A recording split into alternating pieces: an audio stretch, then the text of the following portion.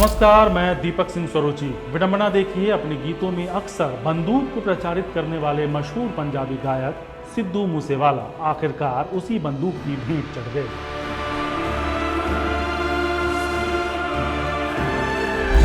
रविवार को मानसा के गांव जवाहरके में उन पर दिन दहाड़े हमला किया गया।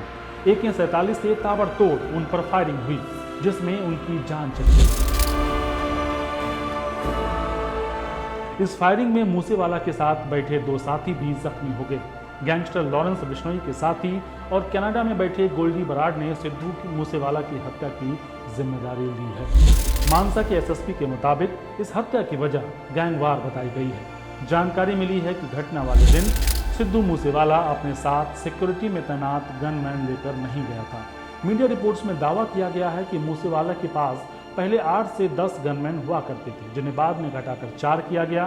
शनिवार को सरकार ने उनके पास सिर्फ 2 ही गनमैन छोड़े थे, लेकिन दुर्भाग्य से हत्या के वक्त वह दोनों भी साथ नहीं थे। दावा यह भी किया जा रहा है कि हत्या से एक दिन पहले ही सिद्धू मूसेवाला ने अपने वकील से बात की थी और अपनी जान पर खतरा बताया था।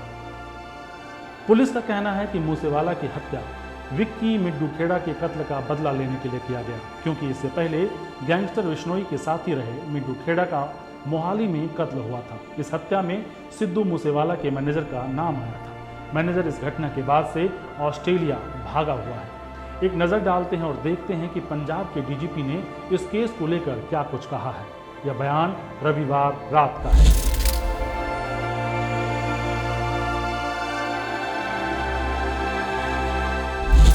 सिद्धू मूसेवाला की हत्या गैंगवार की वजह से हुई।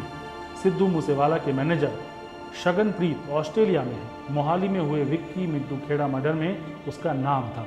लॉरेंस बिश्नोई गैंग ने बदला लेने के लिए मर्डर करवाया। कनाडा में बैठे गैंगस्टर ने मामले की जिम्मेदारी ली है। मूसेवाला के पास पंजाब पुलिस के 4 कमांडोज हैं। घल्लू घारा दिवस की वजह से 2 कमांडो वापस लिए थे। 2 कमांडो साथ थे, लेकिन उसे साथ नहीं ले गए। मूसेवाला के पास प्राइवेट बुलेट प्रूफ गाड़ी भी थी। हत्या के दिन उसे भी मूसेवाला साथ नहीं ले गए। वारदात स्थल पर 30 से ज्यादा फायरिंग के निशान मिले। मौके से 3 तरह के हथियार के खोल भी मिले हैं।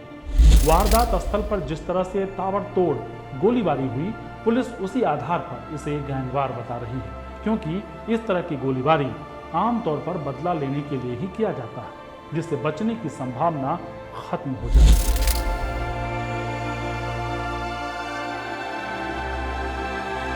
हालांकि बीजेपी प्रवक्ता संबित पात्रा ने सिद्धू मूसेवाला की हत्या के लिए पंजाब की आम आदमी पार्टी सरकार को जिम्मेदार ठहराया है। पात्रा के मुताबिक केजरीवाल और राघव चड्ढा दिल्ली में बैठकर रिमोट से पंजाब में सरकार चला रहे हैं। इसी वजह से सिद्धू मूसेवाला की हत्या हुई।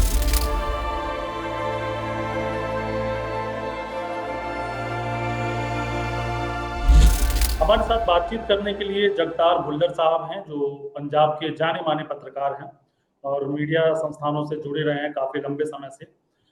सबसे पहले हम राजनीति पे बात करेंगे। भुल्लर साहब, सबसे पहले ये समझना जरूरी है कि इस हत्या की जो सिद्धू मूसेवाला की हत्या है, आपकी नजर में, चूंकि आप वहां रहते हैं, चीजों को देखते हैं, आपकी नजर में हत्या की असली वजह क्या है? देखिए, बिल्कुल पंजाब में गैंगस्टर बहुत ज्यादा, पंजाब में पहले कभी इतनी ज्यादा गैंगस्टर नहीं थे, लेकिन पिछले 15 साल से पंजाब में काफी गैंगस्टर का बोलबाला बढ़ा है पंजाब में। हालांकि तमाम जितनी भी सरकार रही है उनकी तरफ से कोशिश की गई है, लेकिन उसके बावजूद जो पंजाब में उनका बोलबाला बढ़ा है। चाहे वो कई गैंगस्टर जो नामी गैंगस्टर है, चाहे वो कई कई राज्यों में उनको उनके खिलाफ पर्चे दर्ज हो रखे हैं, जेलों में भी हैं, उसके बावजूद भी उनका नेटवर्क खूब चल रहा है। और अभी फिलहाल जो क्योंकि बहुत ही पंजाब के नामी सिंगर सिद्धू मूसेवाला का कत्ल हुआ, उस कत्ल के पीछे इंटर गैंगवार का मसला है। तो ये एक सबसे बड़ा पंजाब के लिए एक बड़ी चुनौती है पंजाब सरकार के लिए कि क्योंकि कल एक सिंगर का कत्ल किया गया। 1 महीने पहले पंजाब के बहुत ही इंटरनेशनल सतर पर खेलने वाले कबड्डी खिलाड़ी थे संदीप अंबिया, उनका भी चलते कबड्डी मैच के दौरान उनका कत्ल किया गया था।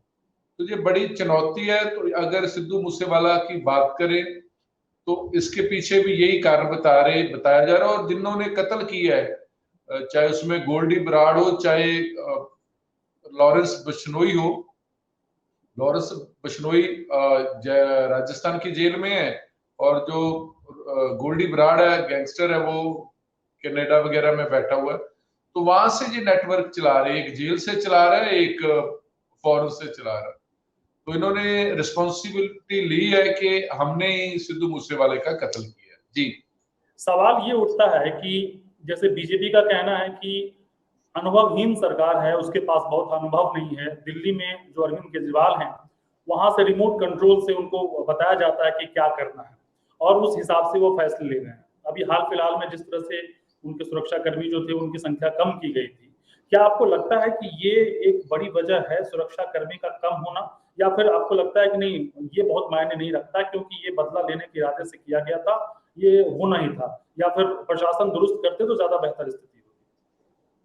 देखिए, इसमें ये नहीं कि आम आदमी पार्टी की सरकार नहीं है, उनके पास तजर्बा नहीं है, लेकिन ठीक है, माना कि सरकार नहीं है, लेकिन जो उनके साथ अफसर लगे हुए हैं, वो तो जो सीनियर पोजीशनों पे बैठे, डीजीपी लेवल पे बैठे, होम सेक्रेटरी हैं, चीफ सेक्रेटरी हैं, वो तो उनका तजर्बा तो 30-30 साल के करीब हो चुका है। भगवंत मान साहब एक पॉलिटिशियन है, और पिछले 8 साल से वो पार्लियामेंट में उन्होंने चाहे पंजाब के मुद्दे हो, चाहे देश के मुद्दे हो, उठाए हैं। रही बात तजर्बे की, देखिए तजर्बा तो सीखने पे ही आता है, समय समय में आता है, लेकिन ये नहीं कि आज आम आदमी पार्टी की सरकार है और गैंगस्टर पंजाब में ज्यादा है। मैंने पहले जिक्र कर चुका हूँ, पिछले 15 साल से पंजाब में गैंगस्टर बड़े हैं, उनका बोलबाला बड़ा है।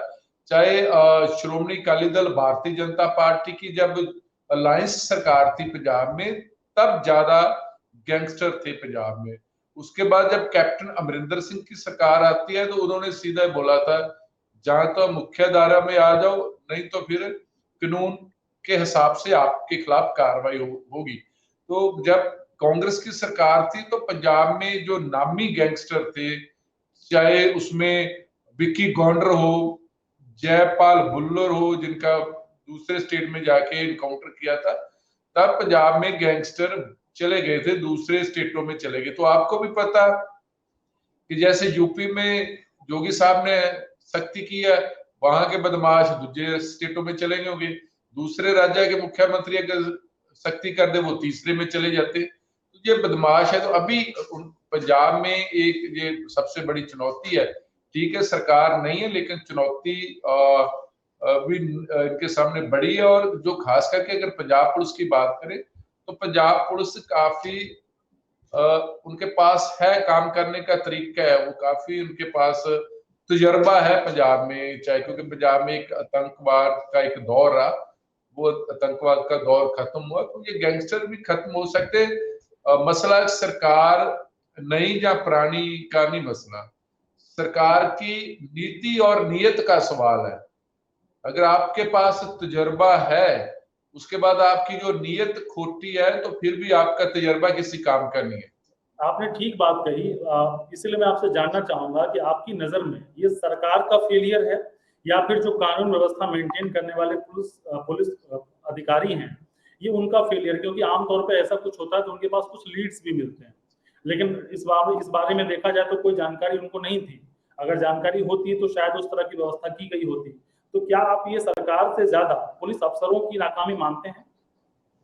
देखिए, सबसे बड़ा सवाल है कि मेरा तो एक पंजाब सरकार के साथ बड़ा कंसर्न है, भगवंत मान के साथ है, कि ठीक है, आप लोग, आपकी हो सकती है कि आपकी कोई मजबूरी हो, आपने जो दूसरे पॉलिटिशियन है, रह चुके एक्स एमएलए, एक्स मंत्री या बाकी जो वीआईपी लोग थे, उनकी सिक्योरिटी में कटौती करनी है, चाहे उनकी सिक्योरिटी वापस लेनी है।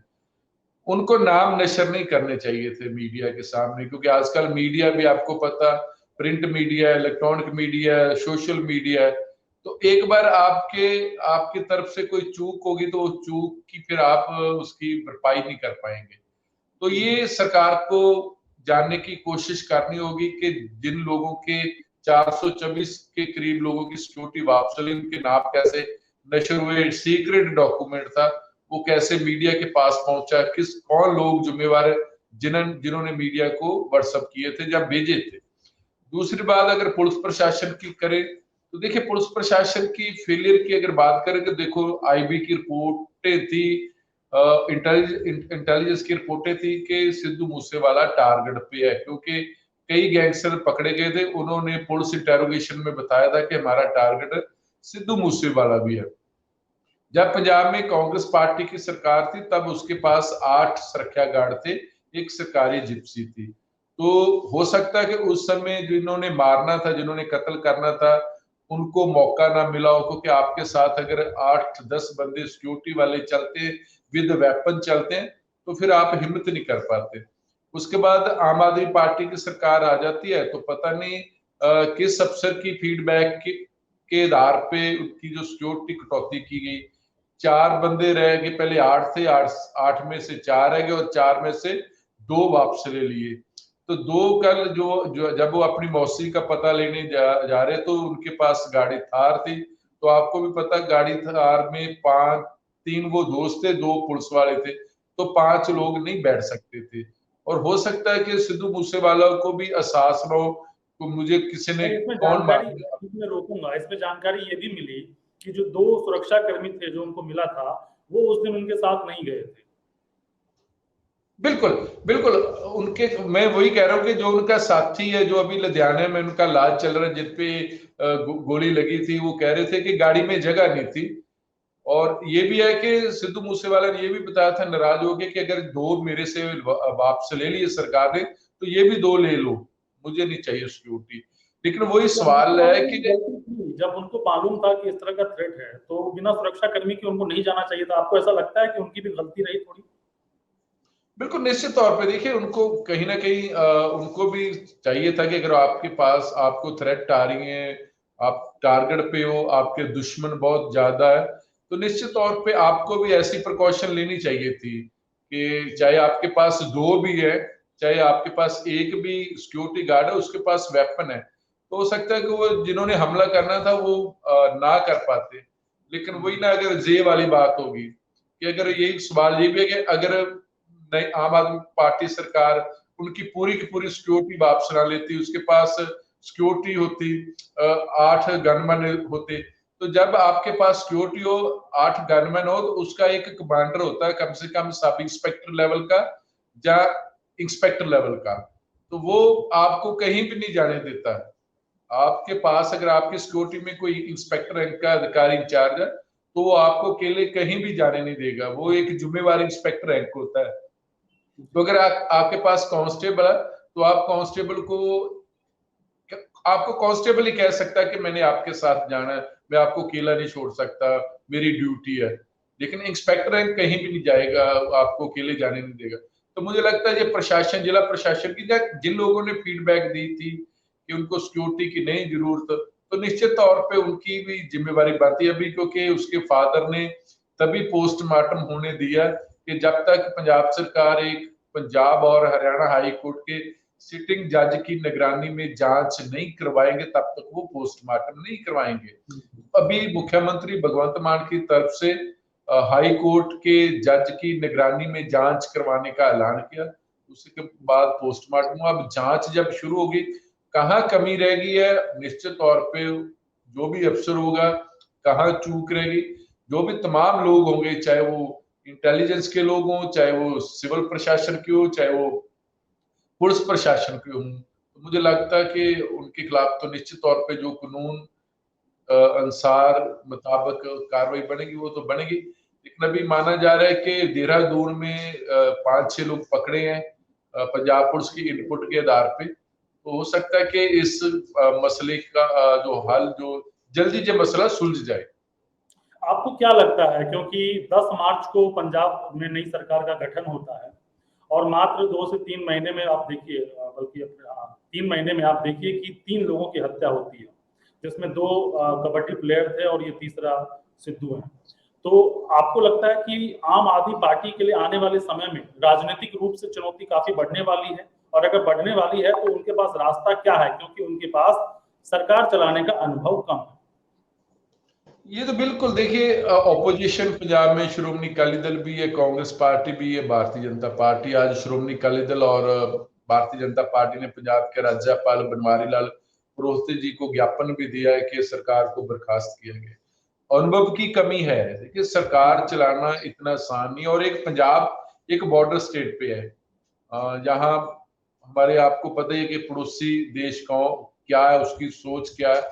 ऐसे में अनुभव की जरूरत है। और दूसरी रही बात, ये एक चुनौती भी है कि तीसरा महीना सरकार को लग चुका है और 30 से ज्यादा कत्ल हो चुके हैं, बड़े बड़े कत्ल हुए हैं। हमारे इंटरनेशनल जो खिलाड़ी थे उनका कत्ल हुआ। अब सिद्धू मूसेवाला एक विश्व स्तर पे जानने वाला सिंगर है, और खुद उन्होंने मानसा में चुनाव भी लड़ा था और चुनाव हार गए थे कांग्रेस पार्टी की तरफ से।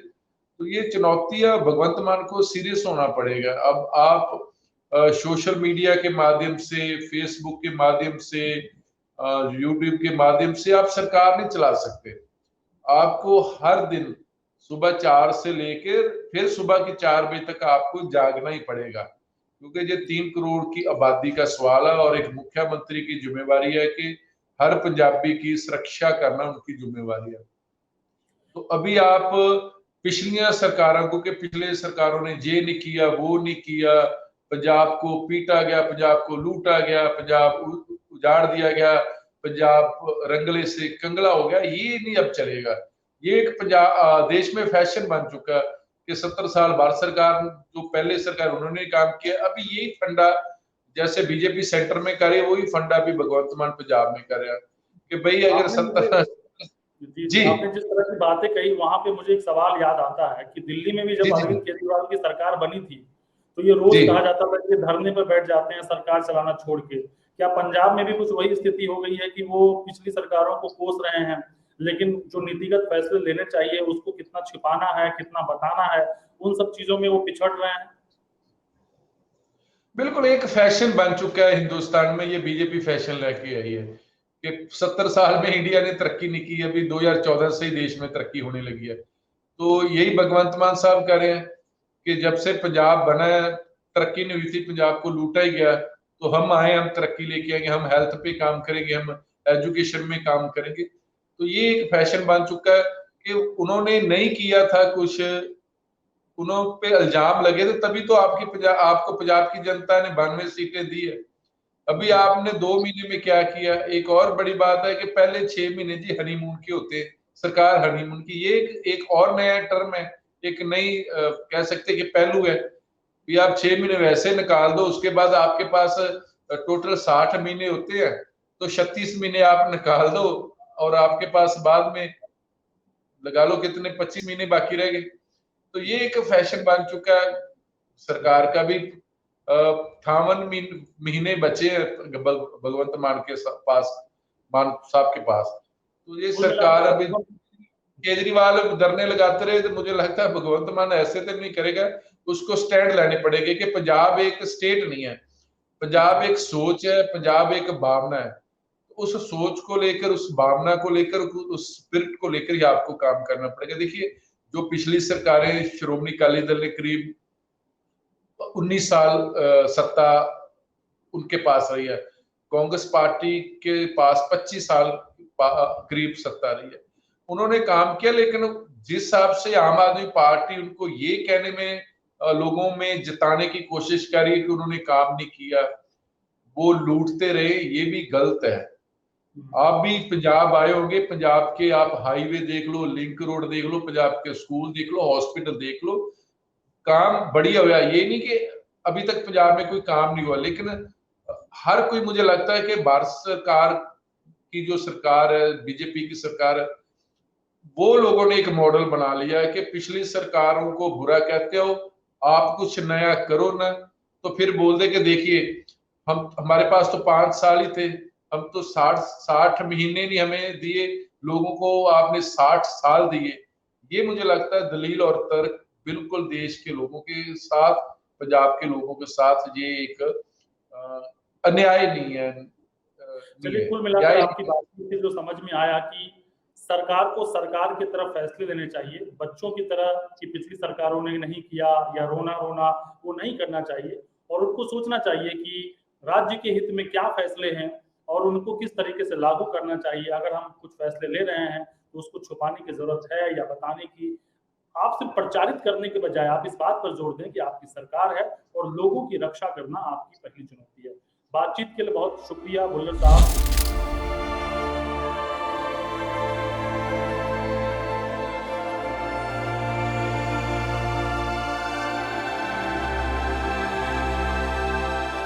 साल 2018 के बाद से सिद्धू मूसेवाला की लोकप्रियता काफी बढ़ी। इस दौरान उनके गन कल्चर से जुड़े कई गाने सामने आए। सरपंच चुनाव के दौरान सिद्धू मूसेवाला ने अपनी मां के लिए खूब प्रचार भी किया था।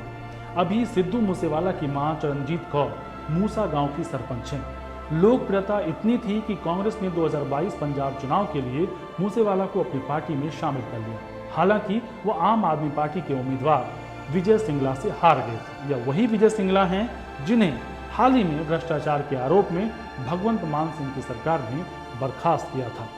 यह भी एक संयोग ही है कि सिद्धू ने बचपन से जिस आर्टिस्ट को अपना आदर्श माना, उनकी कामयाबी और मौत दोनों सिद्धू की तरह ही थी। देश और दुनिया से जुड़े अन्य सभी बड़े अपडेट्स के लिए जुड़े रहें हमारे संग, यानी कि एडिटर जी हिंदी के साथ। नमस्कार।